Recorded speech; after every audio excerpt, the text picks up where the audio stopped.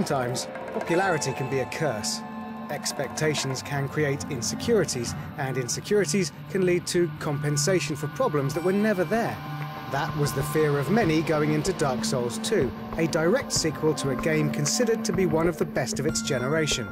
More talked about and more promoted now, has the pressure this time out spoiled the experience? If you're a follower of fantasy or RPGs, you probably know the Dark Souls franchise, even if only by reputation. It's considered to be one of the hardest mainstream titles on the market, brutal and unwelcoming, more akin to games from long ago, thanks to around 100 hours of insanely tough bosses, obscure mysteries, and a total lack of hand-holding or guidance whatsoever. It's the sort of reputation that attracts some and dissuades others, and with the announcement of Dark Souls 2, many assumed that this trademark difficulty would be scaled down, or at least signposted, to make the game more appealing to the millions who snap up series like The Elder Scrolls year on year. If these are your worries, well, fear not. But one day, you will stand before its decrepit gate, without really knowing why.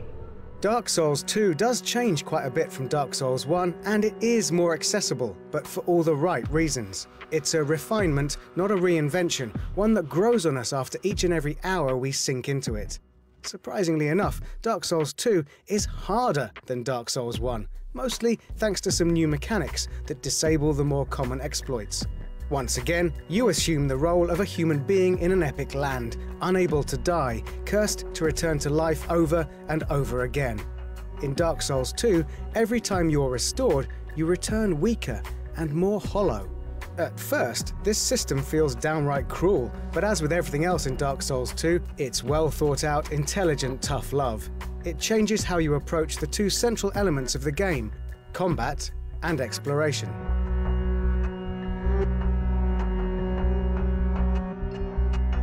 During combat, you need to be tactical with what advantages you use and when, while during exploration, you learn to be afraid of even the most common foot soldiers.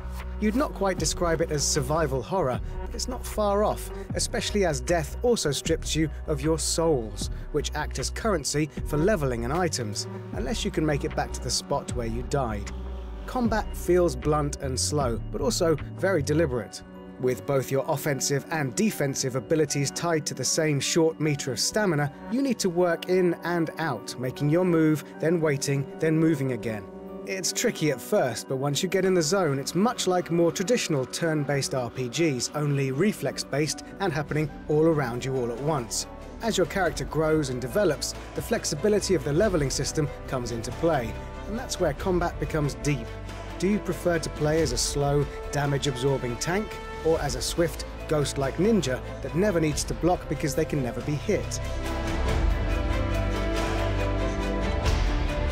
That variety and depth extends to everything around you too. Drangleic, the world of Dark Souls 2, is vast and beautiful. Right from the start, you'll see more than you got to see in Dark Souls 1, with the map changed to a more traditional, open world of horizons and vistas. With very few cutscenes and minimal dialogue, you might describe the game's story as light, but if you care to look, it's just the opposite. The world is layered thick with history you'll need to discover through item descriptions and carvings you encounter over time. That and the way you progress makes it similar to games like Metroid Prime and the side-scrolling Castlevanias, but more suited to adults. Dark Souls 2 is a game you should experience for yourself, or better yet, in the company of others. That's why Dark Souls deserves to be more popular, because it's an adventure that should definitely be shared. By then, you'll be something other than human.